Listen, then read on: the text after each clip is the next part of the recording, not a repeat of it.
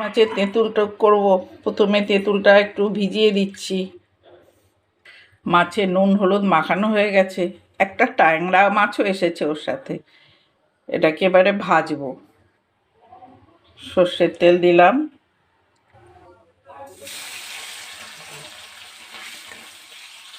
সব মাছগুলো ভাজা হয়ে গেছে।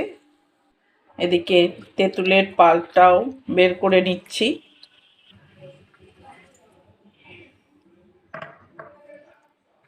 এখন ওই তেলে শুকনো লঙ্কা আর 5 ফোড়ন ফোড়নে দিলাম। জল দিলাম আর এই তেঁতুলের পাল্পটা। এর নুন হলুদ, টক বগিয়ে ফুটছে টক। এবারে ভেজে রাখা মাছগুলো দিলাম আর দিচ্ছি চেরা কাঁচা লঙ্কা। এবারে দেব 2 চামচ চিনি। তেঁতুল টকে এই পুঁটি মাছের তেঁতুল টকে একটু চিনি দিই। ব্যাস, আমার এই পুঁটি মাছের তেঁতুল টকটা হয়ে গেছে। মাছগুলোও সেদ্ধ হয়ে গেছে। দেখো আমি অন্য বাটিতে ঢেলে নিয়ে গেছি।